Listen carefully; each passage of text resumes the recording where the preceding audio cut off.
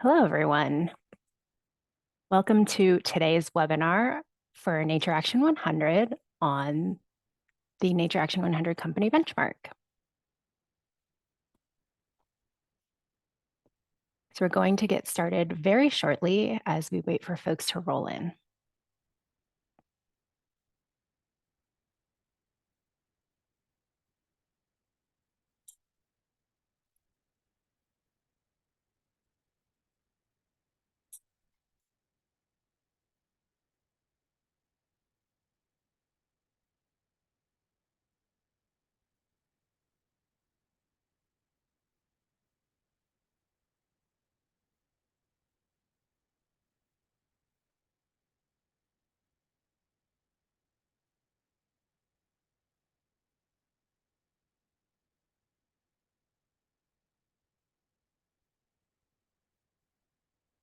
Hello, and welcome to the Nature Action 100 webinar, where today we're introducing the Nature Action 100 Company Benchmark.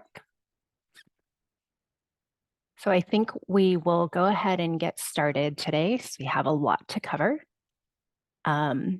Welcome, I am Carolyn Ching. I'm a director on the Food and Forest team at Ceres. Today I am moderating our webinar with Nora Burke from the Institutional Investors Group on Climate Change, also known as IIGCC, and we are going to introduce the Nature Action 100 benchmark indicators. Please note that today's session is being recorded, so we will be providing a link to the recording to all of the participants shortly after we complete the webinar today. We do have time for audience Q&A in today's session. So please, if you have any questions during the webinar, use the Q&A box that's at the bottom of your screen to type in your questions to us. And then if you have any technical questions, if you have trouble with audio, can you also please use the Q&A and type that in, and we will try to help you troubleshoot. And today, while we have a number of companies and investors on the line, I'd like to remind you that while Nature Action 100 is an investor engagement initiative, it does not require or seek collective decision-making or action with respect to acquiring, holding, disposing, and/or voting of securities. Investor participants are independent fiduciaries responsible for their own investment and voting decisions. Furthermore, the initiative and its partners do not act or speak on behalf of other investor participants. I'd also like to take a moment to respectfully acknowledge the ancestral and unceded territories of all Native and Indigenous people in the US and globally that have stewarded our lands for generations with attention to sustaining communities and the environment. We do this acknowledgement to affirm our commitment to recognize, respect, and uphold the rights of Indigenous people, including through our work. And further on in this session, we're going to discuss this in the context of the Nature Action 100 benchmark. So last week, we released the Nature Action 100 benchmark indicators, and these indicators are meant to be used to assess the nature-related ambition and action of the Nature Action 100 companies.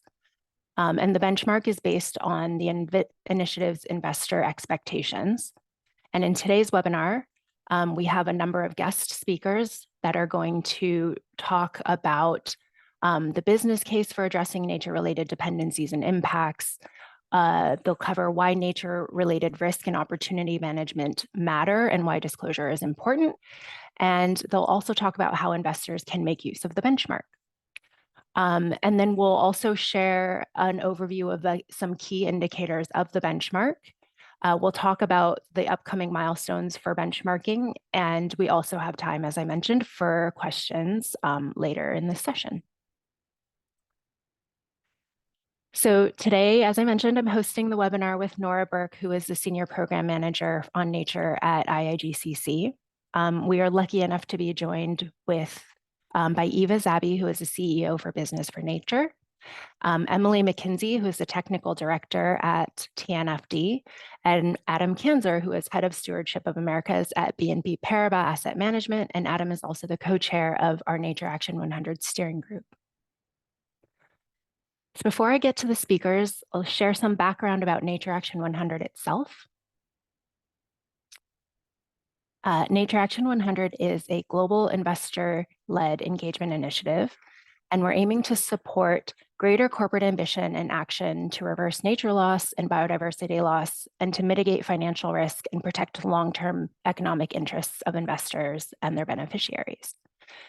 And so we do this by amplifying the investor voice with clear high-level expectations for companies, focusing our efforts on the most impactful sectors and regions and the companies to address nature loss. We are informing and supporting engagements between participating investors and the Nature Action 100 companies, and we're tracking corporate performance against the key benchmark indicators and providing annual progress on the updates. And so today, what we're going to talk about are those key benchmark indicators. Nature Action 100 has over 200 institutional investors participating. They represent nearly 30 trillion globally in assets under management and advice. Those investors are engaging 100 companies to take action on nature, and those companies fall within 8 priority sectors that have been deemed important to reversing nature and biodiversity loss. So with that overview of Nature Action 100, I'd love to turn the floor over to our speakers. So first, I have Eva Zabi. She's the CEO of Business for Nature. And Eva, turning the floor to you to talk through the business case for nature. Thank you so much, Carolyn, Nora, and everyone. First of all, congratulations to NA100 on achieving this major milestone. It will really help strengthen the accountability. It will drive action in areas that matters the most. So thank you so much and congratulations. So in terms of the business case, well, I don't want to spend too long on it, but every business not only impacts, but fundamentally depends on nature. In fact, if you think about it, all of our economic activity relies on services like freshwater, food, energy, raw materials. We know this, but nature loss is affecting our global economy. Just as an example, losing pollinators could mean putting over $500 billion per year in annual global crop production at risk. Just last week, I think it was, the Green Finance Institute recently shared that the destruction of nature over the rest of the decade could trigger a bigger economic slump in the UK than that caused by the 2008 global financial crisis and the global COVID pandemic. And that outcome, that economic slump, because of nature loss, would then be replicated everywhere else in the world as well. So these nature risks that we talk about are actually very real. They're very real for governments. They're very real for business. Another recent report, the Bloomberg NEF report with a number of case studies, shows that companies like 3M, Chevron, Tesla, many others are suffering and have suffered significant financial losses due to nature-related physical and transitional risks. If you just see, one of the examples is on Tesla's new Berlin factory that faced delays and hurdles because of the declining groundwater resources. That's just a real direct physical risk. We're seeing risks now also related, though, to nature-related legal liabilities, falls in share price, brand value, and then, of course, how is that reflected in portfolios of financial institutions? But it's not all about the risks. We know this. It's also about the opportunities to develop new products and services. The World Economic Forum estimates this at about $10 trillion a year to contribute to that nature positive world. And just think of the shift as an example to plant-based foods. One example, Unilever aims to generate 1.2 billion euros worth of revenue in plant-based foods within 5 to 7 years. That's significant. And now we have a real shift. So there's this understanding of the impacts, dependencies, risks, and opportunities. We now also have a global biodiversity framework. We have that common set of targets with a joint mission in the UN system adopted at the Biodiversity COP15 in 2022. It's called the Biodiversity Plan, or the Global Biodiversity Framework. And that sends a very strong signal to business and finance that they will be now required to act. Regulation is coming, especially on assessment and disclosure. Investors, we can see, are getting serious, and so are consumers and citizens demanding the change in the goods and services. So now is the time for business and financial institutions to scale and speed up action. How can they contribute to a nature positive, net zero and equitable economy?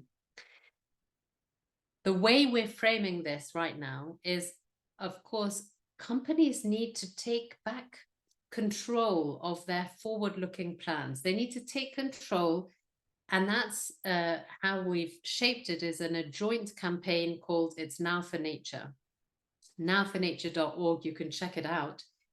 This is a long-term campaign to 2030, which centers around companies and financial institutions having a strategy for nature. It can be part of their climate strategy, broader sustainability strategy, and we need to leverage the generally accepted sector-specific actions within those strategies too. It will help companies navigate through the dynamic regulatory and reporting environment. We have a nature strategy handbook available.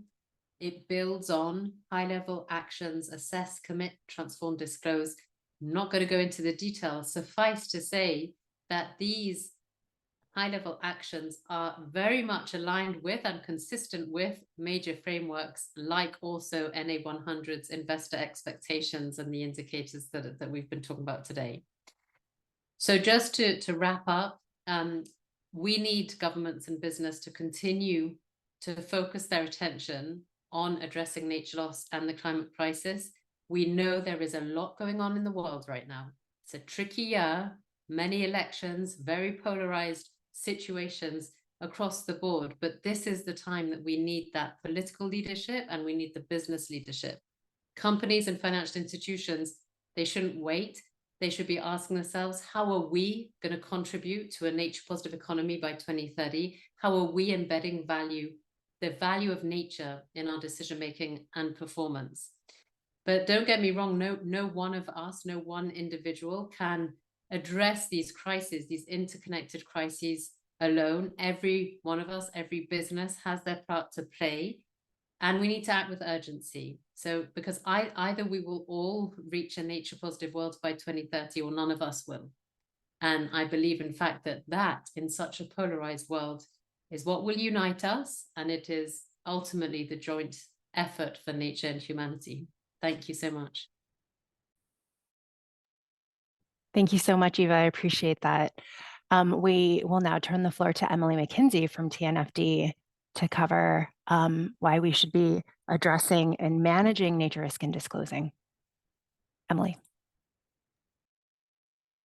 Thank you very much, Carolyn. And in many ways, I feel that my question has been answered by Eva's beautiful points. So I don't want to repeat what she said. I will repeat, though, my great thanks to you and congratulations to you, Carolyn, and Nora and the whole team involved in NA100 in publishing the benchmark indicators. I know a lot of work has gone into it, and really appreciated your close consultation with us. So yeah, I think my answer to your first question is really very similar to what Eva has set out. Businesses depend on nature for these fundamental services. There are many examples of them. They can also have these impacts on the health of nature, both its quality or its quantity, and those can be negative, but they can also be positive in restoring, conserving, or regenerating nature. And there are tremendous opportunities for business and for nature, as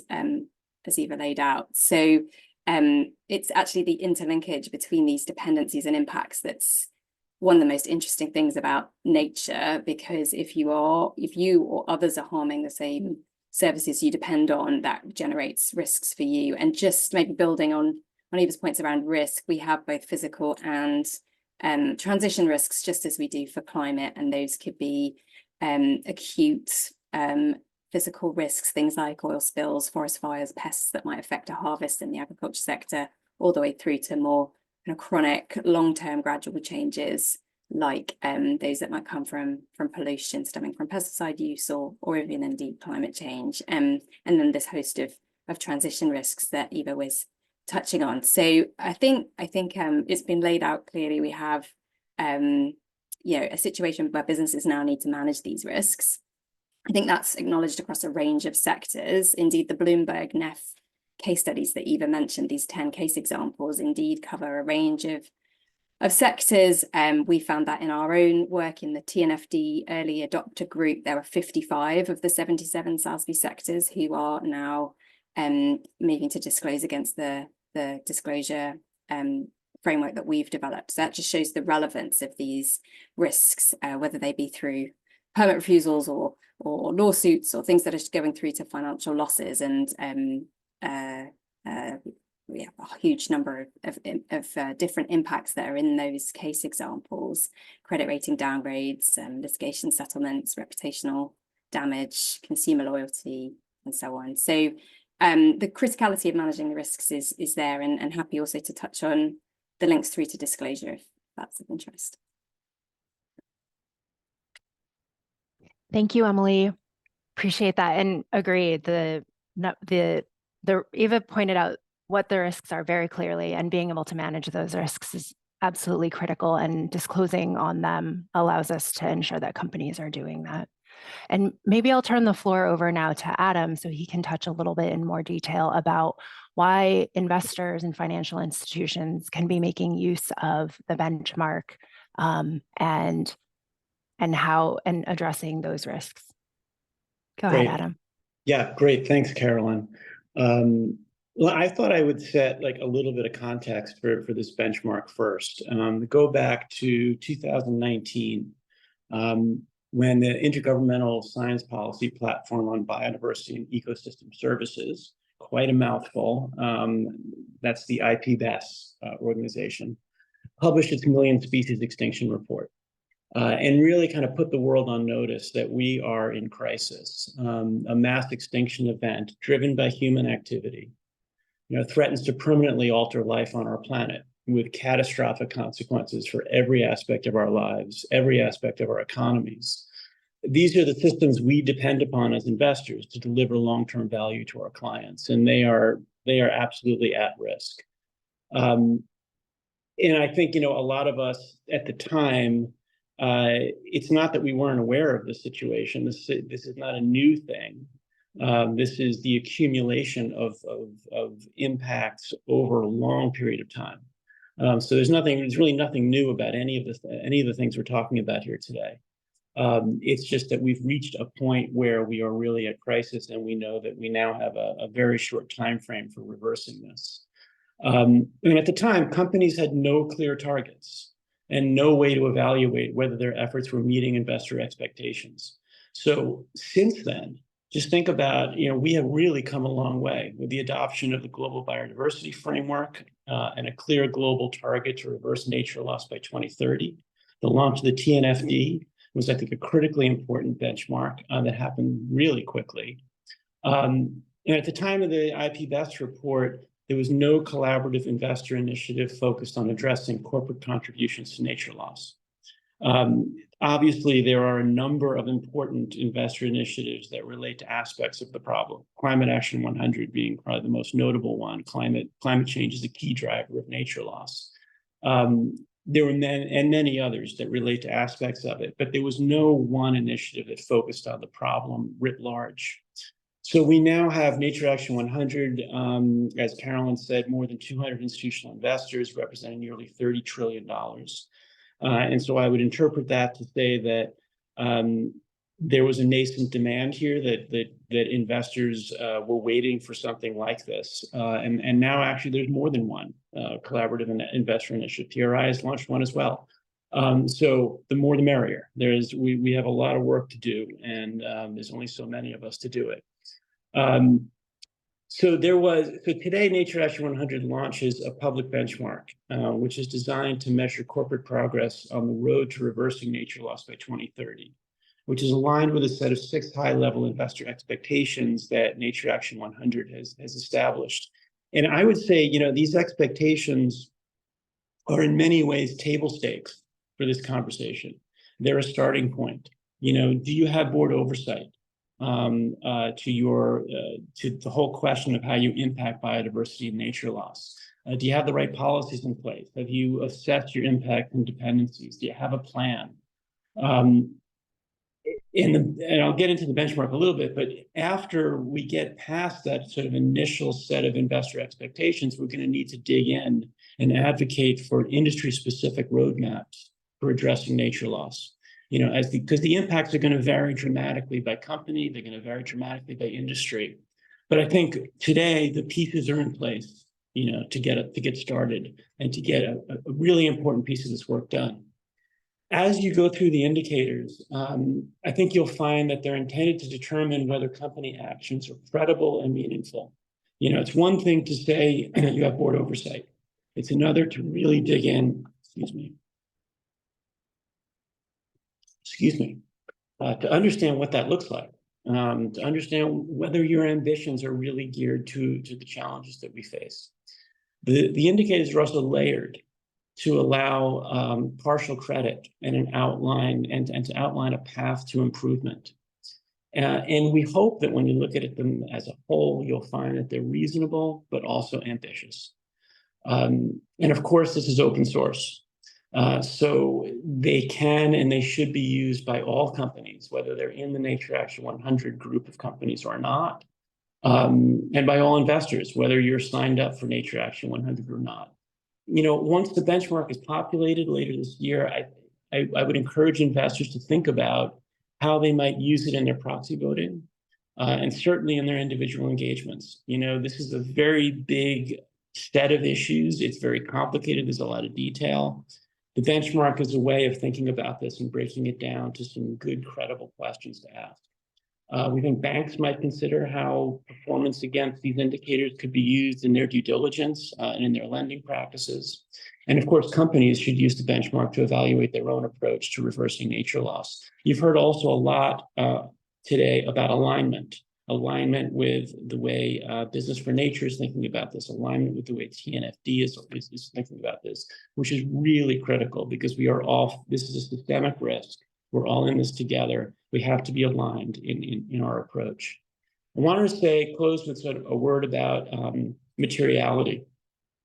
From the very earliest discussions that led to the formal launch of Nature Action 100, it was about a group of about a dozen institutional investors that we ultimately called the Launching Investor Group that launched it. From the very earliest discussions, we were always very clear and fully aligned that we're concerned about impacts to nature and reversing the systemic risk.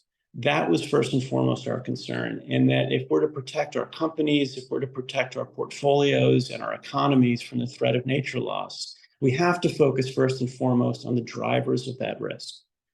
So the orientation of the benchmark is very clear. Impacts to nature matter most, and they must be prioritized. So, if you will, we're taking a double materiality approach. It's the EU term. I don't love the term, but if you're familiar with it, that's what we're looking for here. Put the impacts first. The corporate dependencies on nature, of course, are important too, and they're also covered by the benchmark. But the project here is designed to reverse nature loss, not to protect companies. So when we put the impacts first, we put the impacts first regardless of how those impacts might affect individual companies. I think it's important to understand, you know, a company might be impacting a resource that it doesn't depend on. A company might be depending on a resource that another company impacts. We need the full picture of those impacts if we're going to address the threat. That's the only way to protect companies. That's the only way to protect our portfolios. We're broadly diversified investors, and it's a systemic risk. So I'll just close by saying that I think it's fair to say that the benchmark represents a consensus view, which has been informed by extensive feedback, as I think Carolyn will go into in a little bit. And we really hope that it'll be seen as a constructive contribution to addressing one of the most important challenges of our time. I really want to thank Ceres and IIGCC for their tremendous work to date on this. It's a really great piece of work, and I think as you read through it, hopefully you'll all agree. Thanks very much.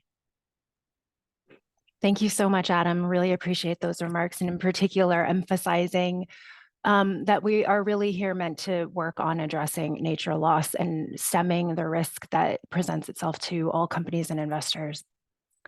So I'd like to invite my colleague Nora to join me. And go ahead, Nora. I'll pass the floor to you. Hi, thanks so much to Eva, Emily, and Adam for their interventions. Now we're going to dive a bit more into the indicators of the benchmark. And we're not going to cover all 17 sub-indicators and the 50 metrics, but just try to highlight some of the main threads and important aspects. So to begin with the structure of the benchmark, as Adam referenced before, the benchmark really expands on these 6 investor expectations of companies. These expectations were developed in close collaboration with the 10 investors that make up now the steering group of Nature Action 100 and previously the launching investor group. Investors participating in the initiative are calling on companies to achieve these 6 key actions in order to transform their business practices towards more sustainable and regenerative models. Within the benchmark, each of these expectations translates into an indicator. So the benchmark has 6 indicators, each of which map onto these expectations. And under each indicator, there are sub-indicators, and under the sub-indicators, there are metrics. So the benchmark really sets out a more detailed plan or path of the actions investors want to see companies take in order to achieve these expectations.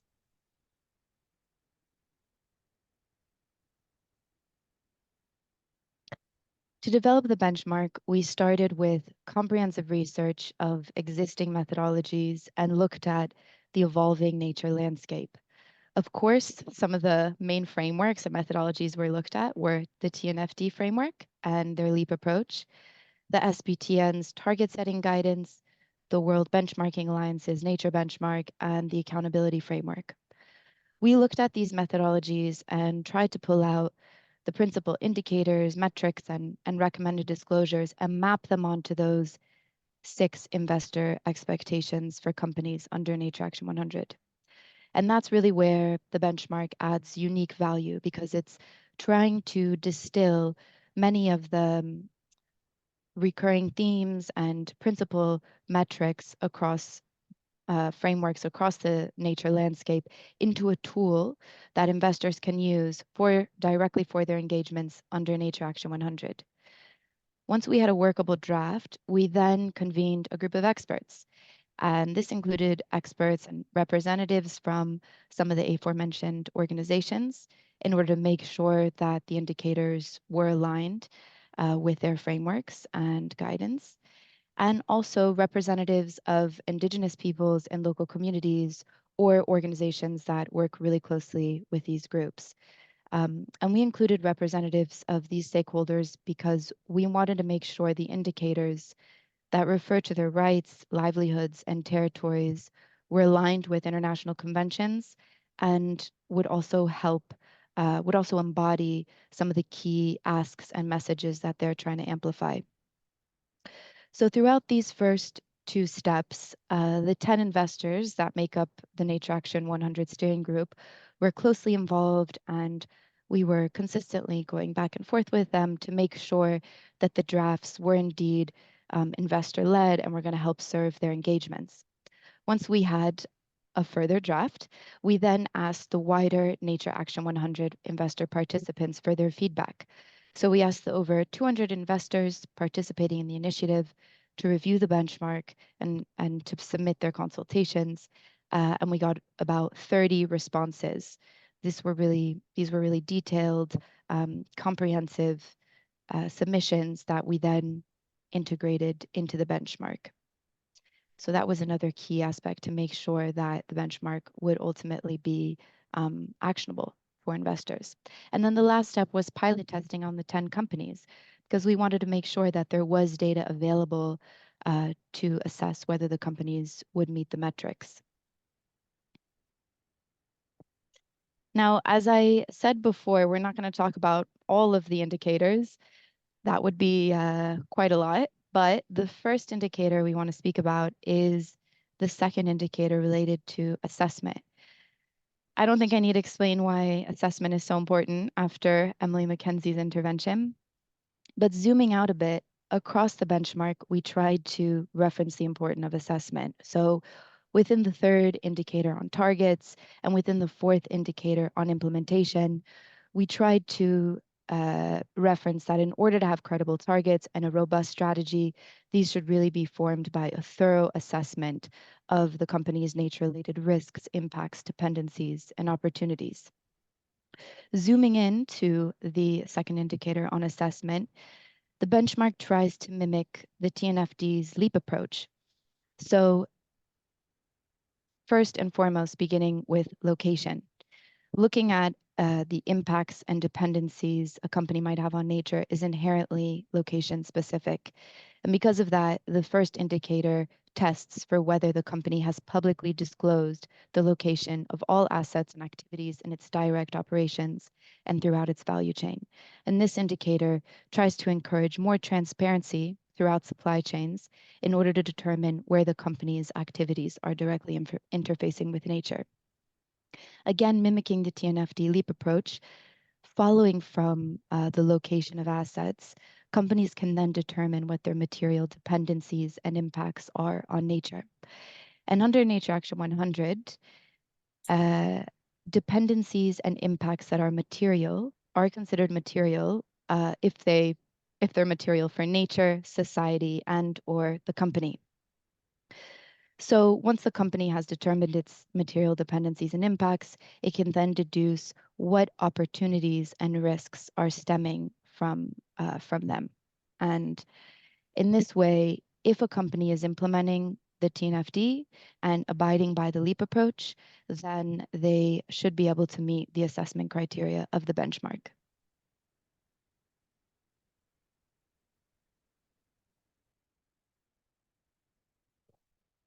Thanks, Nora. So I'll cover our indicator on targets. So the metrics around targets are sector agnostic, and they don't focus on a specific driver of nature loss. They do, however, highlight what universal good practice for a target. So for example, the metric examines if the target addresses material dependencies and impacts, whether they are time-bound, and whether it's clear that what metric is used to track achievement of the target. And then we are also looking for targets in action to align with the action framework hierarchy, which is to prioritize that activities avoid, reduce, then regenerate and restore while also transforming action. And if we drill into sub-indicator 3.1, we can see how the action framework hierarchy is emphasized here. So in the first metric of the sub-indicator, we're looking to assess whether companies have set any nature-related targets and whether these relate to the company's dependencies, impacts, risks, and opportunities. And then in the subsequent metrics, we're looking at whether companies' targets support positive outcomes for nature by avoiding and reducing key drivers, and then restoring and regenerating ecosystems. So companies would be able to receive a yes on this sub-indicator if they have targets that address avoiding and reducing key drivers of nature loss and restoring and regenerating ecosystems. Back to you, Nora. Thanks, Carolyn. So within the investor expectations for companies, there's a clear emphasis on respecting and upholding the rights of Indigenous peoples and local communities. This also aligns with the TNFD framework that recommends companies disclose how they're engaging with these stakeholders. There's a growing body of evidence demonstrating that the best defense against deforestation and other principal drivers of nature loss is by securing and strengthening the rights of Indigenous peoples and local communities. You only have to look at satellite imagery of the Amazon to see peninsulas of forest surrounded by deforestation, and typically those peninsulas of forest are where Indigenous communities have land tenure. So reinforcing the rights of these groups is intricately connected to conserving, restoring, and regenerating nature and biodiversity. And not involving these stakeholders, not consulting Indigenous peoples and local communities, or involving them in decision-making processes that have the potential to impact their rights, livelihoods, or territories, can result in serious legal, reputational, and ultimately financial risk. But it's not just about mitigating risk, it's also about seizing opportunities, because these are the communities who have been sustainably managing ecosystems for generations, and involving them in the planning and implementation of strategies and activities on sustainably managing ecosystems can ultimately lead to the most ambitious, sustainable, and equitable strategies to combat nature loss and help restore and regenerate ecosystems.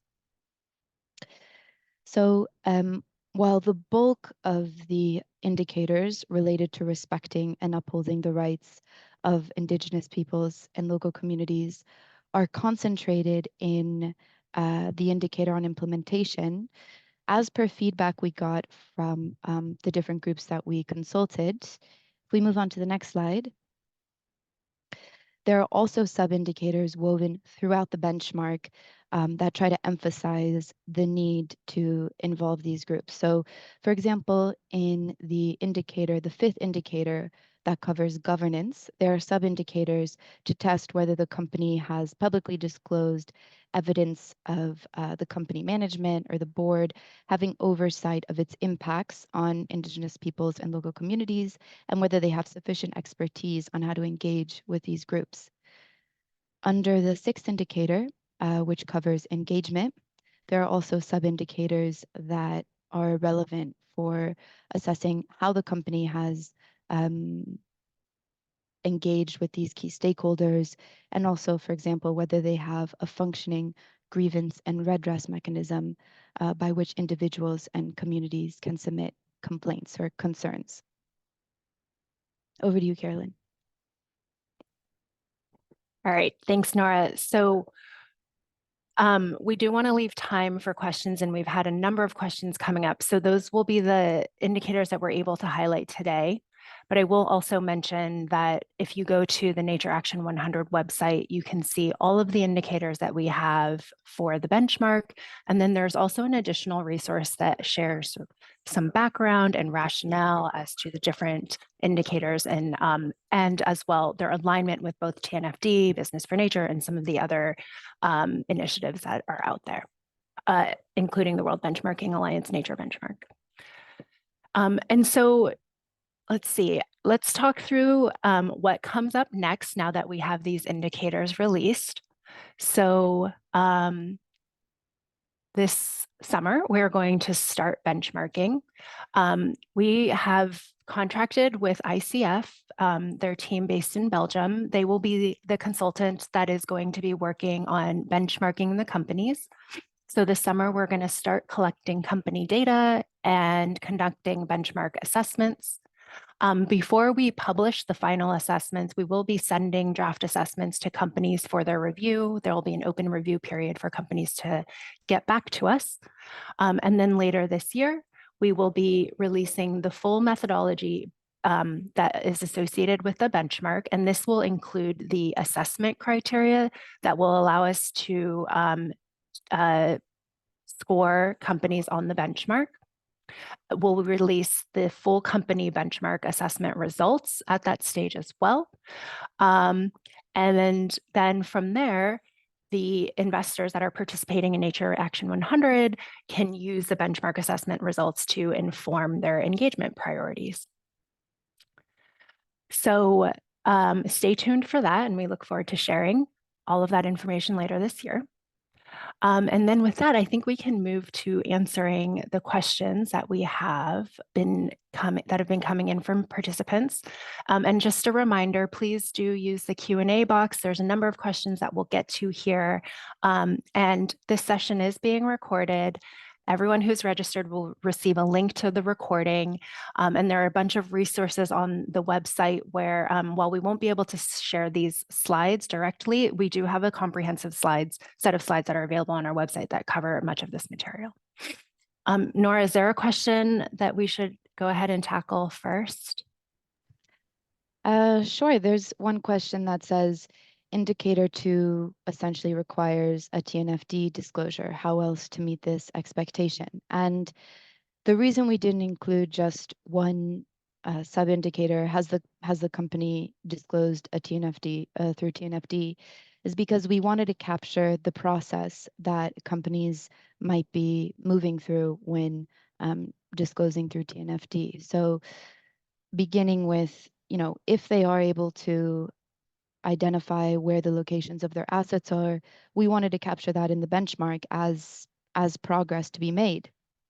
And rather than distilling all of the TNFD framework down to just one metric, we tried to weave it in as much as possible throughout the benchmark in order to sort of capture some of the best guidance that they have.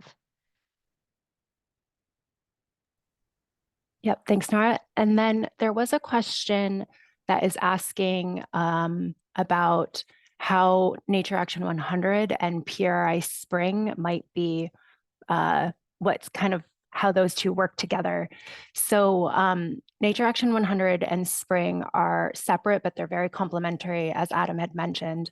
And on Nature Action 100, we focus on the global, we're focusing on driving greater corporate ambition and action to reverse nature and biodiversity loss. And the investors that are participating, they are engaging with those companies for further nature action. PRI Spring focuses on enabling policy change and implementation across geographies in order to generate positive outcomes for nature. And so there is some partial overlap between the companies that are engaged by Nature Action 100 and PRI. We have been working in contact with PRI to ensure that we're staying coordinated. And we also have a number of members of the signatory advisory committee that are also part of Nature Action 100. So we're working and doing our best to make sure we're staying coordinated and not being duplicative here. Thanks. We have another question. If companies have targets, nature-related targets related to climate, water, waste, sourcing, etc., would these be considered partially or fully meeting the metrics around targets? So within the benchmark, we did also try to, climate change is one of the 5 biggest drivers of biodiversity loss. And so we did also include some sub-indicators related to climate impacts, and one of which would be, do they have a climate target? If companies, we also tried to weave into the assessment criteria, are the targets that companies setting aligned with their assessments? So if they only have, a target specific to land use change and another target specific to waste, then as long as those align with what they have assessed are their biggest impacts, they should be able to meet the assessment criteria. Yep, thanks, Nora. So there's another question. How should US companies address the real world impacts first in an environment where they expect companies to prioritize impacts on their business? And I think that this is a really important question. Thank you for asking it. And I think this plays out sort of in the expectations that relate to assessment. And I think this also plays out when you follow, for example, using the LEAP approach from TNFD to understand where your impacts and dependencies, risks and opportunities are. So in the process of assessing, companies are expected to, first, as Nora mentioned, identify the location of where their business activities are, and including locations that could be that are at risk of nature loss and nature and biodiversity loss. And companies are meant to think about what their impacts are as well as what their dependencies are. And in going through the process, companies are also expected to then figure out how those impacts and dependencies create risks and opportunities. And so through going through the LEAP process, I think it's very possible for companies to understand where the different impacts are and then do some valuation to understand how that creates risk for the business. And Adam made a really good point when he was explaining that the impacts become a systemic risk that creates a financial materiality for all businesses. And so when going through the assessment process, I think companies can look through and prioritize where impacts and dependencies are material and need to be addressed. I see another question. Will the benchmark solely rely on public information, or will companies be able to provide additional or private disclosures? So the benchmark is a disclosure framework, and so will rely on publicly available information. However, companies will receive the initial assessments, and they'll have 1 month to review their assessments and provide any evidence that they should be scored differently. So we'll be sending information to companies later this summer on the processes for them, what the process is for them to review their draft assessments and to provide any evidence if they feel they should have been assessed differently on any disclosures. Okay, so then there's this question that is about how the indicators are layered and how they're intended to show a pathway to improvement. And then, so the question is, how does this layering show up in the indicators? And I think this happens in a couple of ways. So the first is that, as Nora described, each indicator has a set of sub-indicators, and then those sub-indicators have metrics. In order for a company to, so what we'll do is score whether companies are achieving the metrics, so they can have a yes, a no, or a yes or a no. And then if companies have all of the metrics within the sub-indicator, they can receive a yes. If they have some of the metrics within the sub-indicator, they'll have a partial. And if they don't have any of the metrics in the sub-indicator, they will have a no. And as companies start, and if companies are making progress on each metric, it rolls up into the place where we can see progress across the sub-indicator. And then the other piece that comes up is with layering is that the indicators are also in a way sort of stepwise. So you start with an assessment, and understanding where your impacts and dependencies are allows you to move towards having and setting meaningful targets. And then once you have set your targets, that allows you to move towards implementation and taking action on nature. And so this is also sort of the stepwise approach for companies to follow. We have another question. Was CSRD considered when developing the company benchmark? If not, why? And my answer is pretty simple, just confirming that CSRD was factored in during the comprehensive landscape assessment that preceded the benchmark development.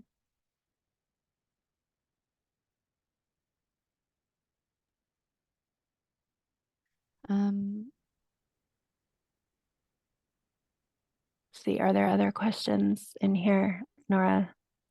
I'm starting to lose track of what we've covered. There's many. So another question, none of the indicators measure the state of nature due to the actions and/or inactions of Nature Action 100, or I'm assuming the companies involved in Nature Action 100. What's the plan to include the state of nature metrics such as ecosystem condition, water quality, soil health within the company's supply chain? So this framework is a disclosure framework in that we can only test and measure for what the company has publicly said they're going to do. We're trying to mimic the Climate Action 100 framework, and within Climate Action 100, you have a disclosure framework that assesses what the company has said publicly, and then you have a series of alignment assessments that various other organizations do to look at, okay, has the company indeed allocated capital in line with their transition plan? are their lobbying activities in line with what they've said publicly? So this Nature Action 100 benchmark is focused specifically on the disclosures, and over time, we do hope to partner with other organizations in order to have those alignment assessments to test whether companies are indeed abiding by what they've set out in what they've publicly disclosed.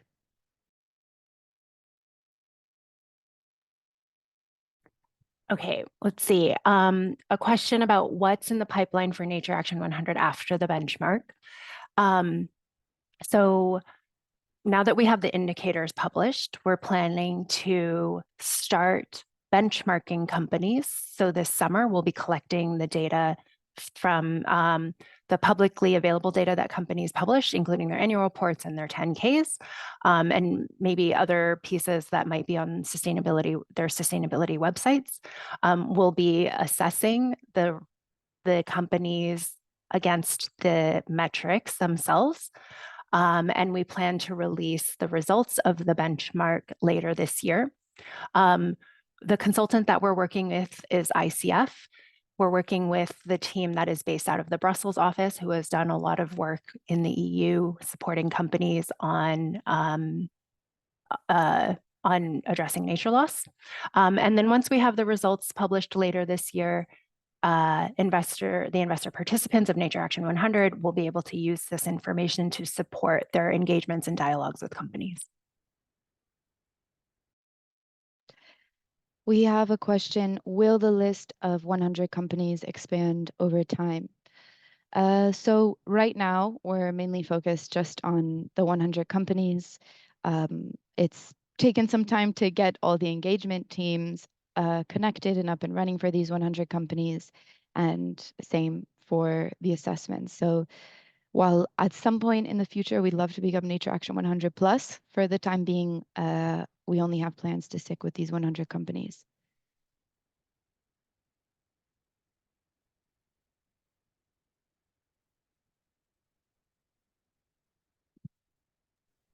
Okay. So we have a question just to elaborate on how this work builds on TNFD, SBTN, and the World Benchmarking Alliance approaches and the guidance that already exists. So when we, in the process of developing the benchmark, we took a look at, as I think Nora has already mentioned this, but we looked at a number of different publicly available all of the different frameworks initiatives that were already out there. We looked at TNFD, SBTN, World Benchmarking Alliance, CSRD, a number of different frameworks that are existing on nature action and disclosure. And so all of the indicators that and metrics that are part of Nature Action 100 build off of that work already. We also did and worked really closely with Emily and her team, Eva and their team, as well as the folks at SBTN, to make sure that we could that there was alignment between the Nature Action 100 benchmark and what is already being called for in terms of TNFD recommendations or guidance for companies.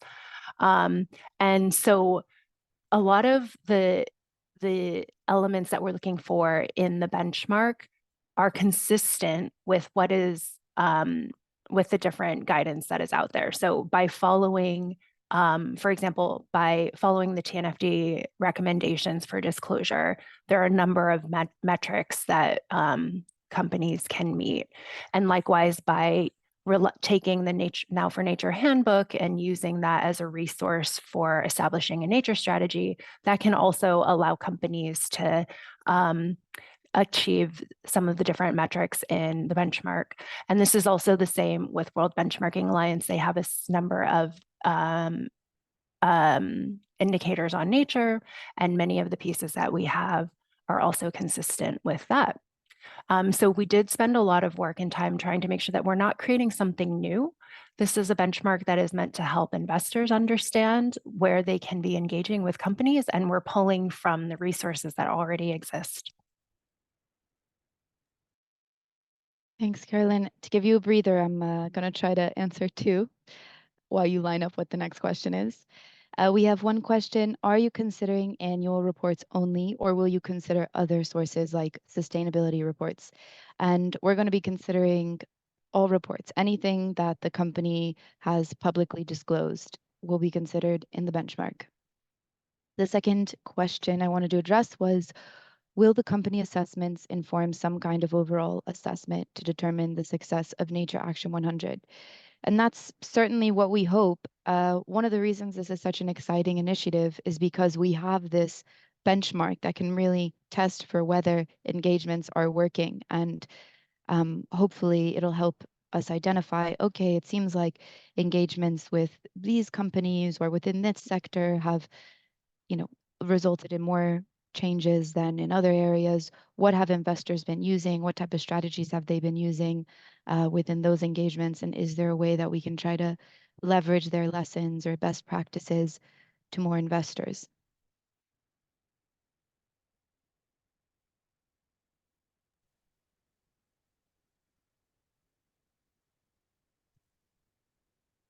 Trying to see if there are any other questions in here that we should be going to.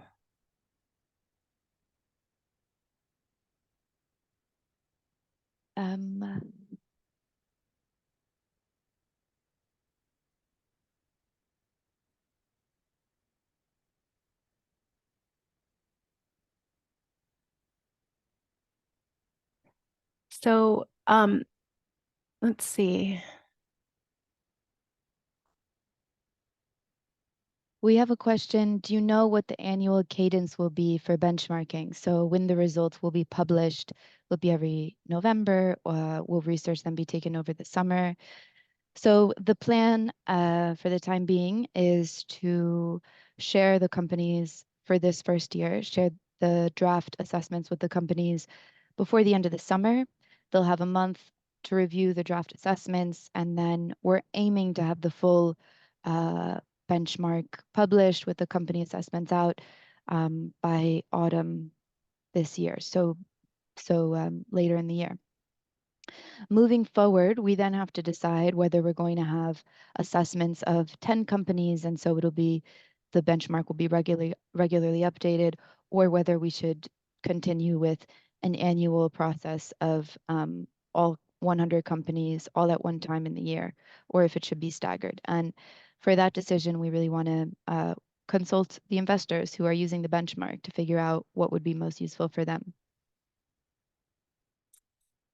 Great. Thank you, Nora. So obviously there are many more questions to answer, but we're maybe 2 minutes to the top of the hour. So I might just take this time now to wrap up our webinar for today.